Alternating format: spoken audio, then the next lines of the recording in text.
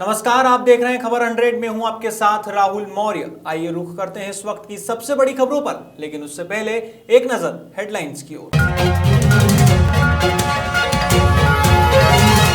कर रहा एनडीए का पुनर्बाग, कृषि कानूनों के विरोध में एक और दल ने छोड़ा एनडीए का साथ। आंदोलनकारी किसानों के सुर हुए नरम, सरकार के साथ 29 दिसंबर को बातचीत का दिया प्रस्ताव। सऊदी अरब के क्राउन प्रिंस मोहम्मद बिन सलमान ने ली कोरोना वैक्सीन की पहली डोज। करण जौहर की बड़ी मुश्किलें, दिल्ली उच्च न्यायालय ने धर्मा प्रोडक्शन को भेजा समन।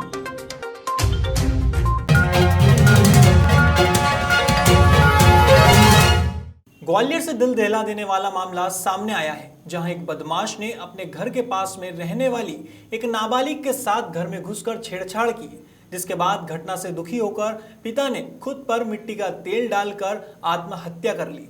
आग की चपेट में आने के कारण नाबालिग का पिता गंभीर रूप से घायल हुआ है, जिसे इलाज के लिए पुलिस ने अस्पताल में भर्ती करवाया है।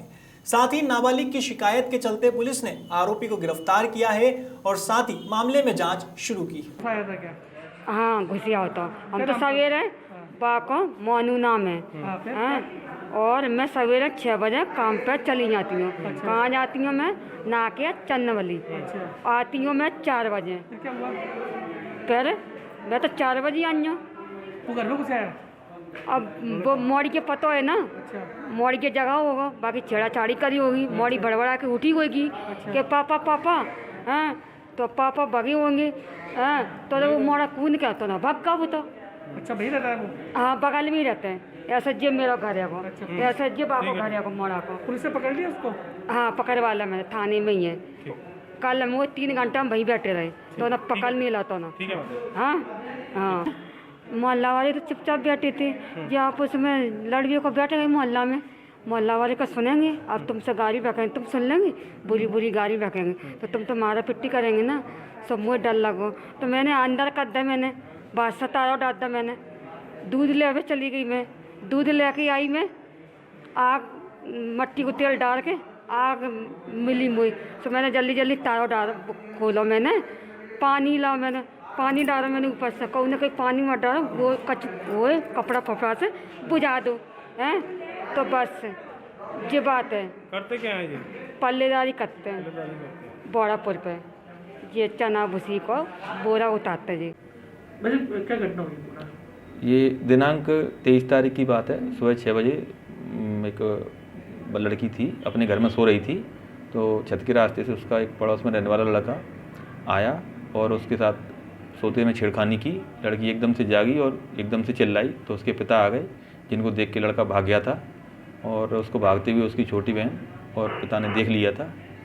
और इसी बात पर से वो लोग दूसरे दिन रिपोर्ट करने आए थे, जिनकी रिपोर्ट लिखी गई थी और मुकदमा कायम करके आरोपी को गिरफ्तार कर लिया गया और जेल भेज दिया गया तथा प्रकरण विवेचना में है। लेकिन पिता ने आग लगाने का भी प्रयास करके सुसाइड करने का प्रयास किया, इसी से बेइज्जती का एहसास होता है। इसी ऐसा इनके घर वालों का कहना था कि इसी से आहत होके उनके पिताजी ने शाम के समय अपने ऊपर केरोसिन डाल के आग लगा ली। भोपाल में संयुक्त संघर्ष मोर्चा की प्रेस कॉन्फ्रेंस में शमशुल हसन बल्ली ने मध्य प्रदेश के मुख्यमंत्री शिवराज सिंह चौहान और विधानसभा के प्रोटेम स्पीकर रामेश्वर शर्मा से मीडिया के माध्यम से यह सवाल किया है कि मध्य प्रदेश के मुख्यमंत्री को और विधानसभा अध्यक्ष को विधायकों की जान की फिक्र है, लेकिन बच्चों की जान की फिक्र नहीं है। शमशुल हसन ने गंभीर आरोप लगाते हुए बताया कि भोपाल से प्रतिदिन 250 से 300 कोरोना पीड़ित निकल रहे हैं, उसके बाद भी शिक्षा माफियाओं के दबाव में स्कूल खोले जा रहे हैं, जबकि बच्चों को स्कूल भेजने में अभिभावक तैयार नहीं है। शमशुल हसन ने प्रदेश के मुख्यमंत्री से मांग की है कि अविलंब बच्चों को भी ऑनलाइन शिक्षा और परीक्षा ली जाए, जिससे संपूर्ण मध्य प्रदेश स्कूल से जुड़े बच्चे और अभिभावकों में जो डर और टेंशन है उसको खत्म किया जा सके। 3,000 रुपये ट्यूशन फीस बच्चों की जा रही है, लोग 20-20 हज़ार रुपये जमा कर रहे हैं। सुप्रीम कोर्ट का आदेश, हाई कोर्ट के आदेश, माननीय मुख्यमंत्री के आदेश, शिक्षा मंत्री के आदेश कि ट्यूशन फीस हम दे रहे हैं, उससे स्कूल चल सकता है।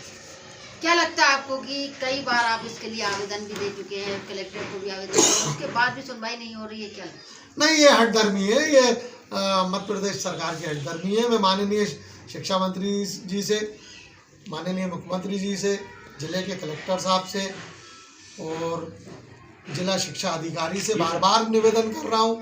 पहले भी मैंने मध्य प्रदेश के मुख्यमंत्री जी को भी ज्ञापन दिया, आदरणीय कलेक्टर साहब को ज्ञापन दिया, लेकिन सुनवाई अभी तक नहीं हुई है। मैं चाहता हूँ कि जिस तरह विधायकों को ऑनलाइन अपने अपने ऑफिसेज से ऑनलाइन विधानसभा अटेंड करेंगे, हिस्सा लेंगे, उसी तरह शिक्षा पढ़ाई में और एग्ज़ाम में उसमें भी ऑनलाइन परीक्षा, उसकी जिम्मेदारी मध्य प्रदेश सरकार की, कोई वैकल्पिक व्यवस्था। ये सच्चाई है कि सब पे एंड्रॉइड फ़ोन नहीं है, इसकी व्यवस्था मध्य प्रदेश के मुख्यमंत्री जी को, शिक्षा मंत्री जी को करना चाहिए। केंद्र सरकार के कृषि कानूनों का विरोध कर रहे किसानों के समर्थन में अब कांग्रेस पूरी तरह से मैदान में आ गई है और इसी के चलते मध्य प्रदेश विधानसभा के आगामी शीतकालीन सत्र में कांग्रेस विधायक विधानसभा का घेराव करने जा रहे हैं। दूसरी तरफ सरकार ने ट्रैक्टर को लेकर विधानसभा आने पर प्रतिबंध लगा दिया है। मीडिया से चर्चा करते हुए कांग्रेस विधायक और पूर्व मंत्री सज्जन सिंह वर्मा ने सरकार पर जमकर निशाना साधा है। वर्मा ने कहा कि पीएम मोदी खुद को रविंद्रनाथ टैगोर और शिवराज को किसान पुत्र बनाने की मुहिम शुरू किए हुए हैं, लेकिन सीएम शिवराज बहुत ही डरपोक मुख्यमंत्री हैं। किसानों का सबसे ज्यादा दमन भाजपा सरकार में होता है।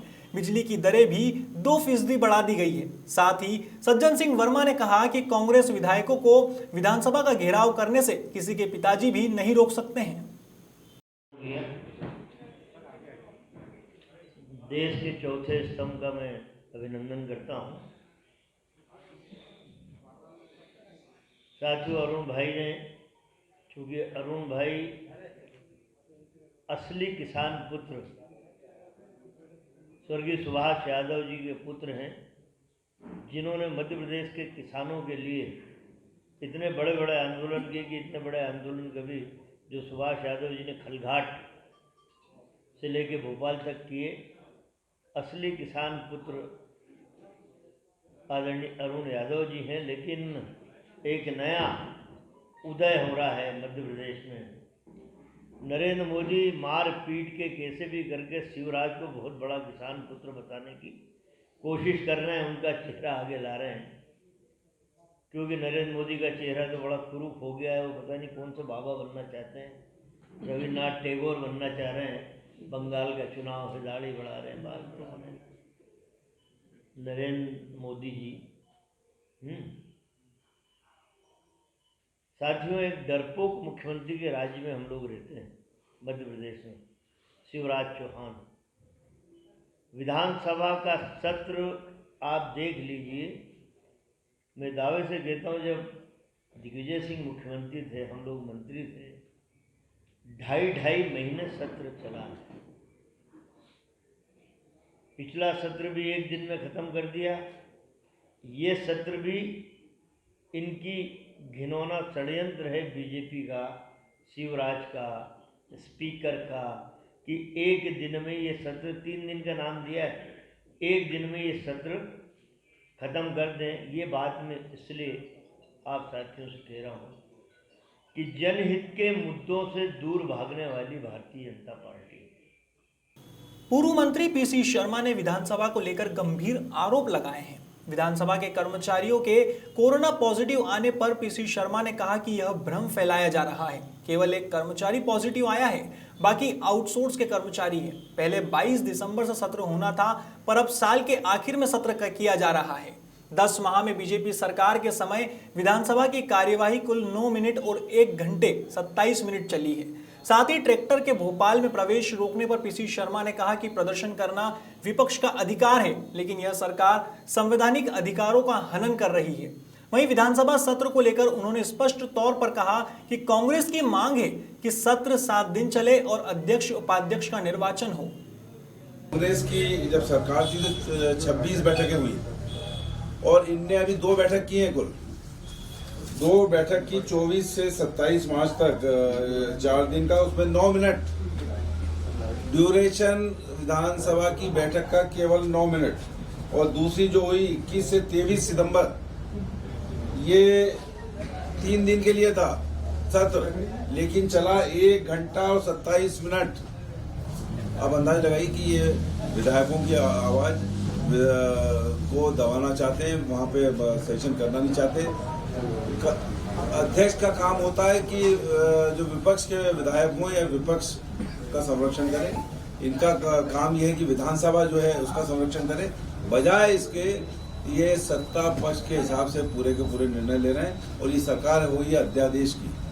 हिंदुस्तान में पहली बार कोई बजट अध्यादेश से इन्होंने पारित किया है। अध्यादेश से मध्य प्रदेश के इतिहास में और देश के इतिहास में पहली बार हुआ है कि अध्यादेश से कोई बजट पारित हुआ है। बजट हमेशा जो है विधानसभा में रखकर उसमें चर्चा करके होता था, लेकिन विधायकों का ये अधिकार पूरी तरह से ये विधानसभा अध्यक्ष ने और सरकार ने छीना है। विगत कुछ दिनों से प्रदेश में नगरीय निकाय चुनाव की अटकलें तेज होने लगी थी, लेकिन इसी बीच शनिवार को राज्य निर्वाचन आयोग ने वर्तमान परिस्थितियों का आकलन करते हुए 20 फरवरी के बाद चुनाव कराए जाने के आदेश जारी किए हैं। इसे लेकर राज्य निर्वाचन आयुक्त बसंत प्रताप सिंह ने बताया कि कोविड-19 के संक्रमण में निरंतर वृद्धि और जन स्वास्थ्य सुरक्षा को ध्यान में रखते हुए यह फैसला लिया गया है। अब इस फैसले के तहत फरवरी के बाद ही प्रदेश में नगरीय निकाय चुनाव होने की उम्मीद है। हाल ही में राजगढ़ जिले के किसानों को किसान सम्मान निधि योजना के तहत 3 करोड़ 80 लाख रुपए बांटे गए हैं, लेकिन अब किसानों को वसूली के नोटिस भी मिले हैं। इसके चलते पूर्व मुख्यमंत्री दिग्विजय सिंह ने कहा कि चुनाव के समय पैसे बांट दो फिर वसूली करो। यह भाजपा का चाल चरित्र चेहरा है।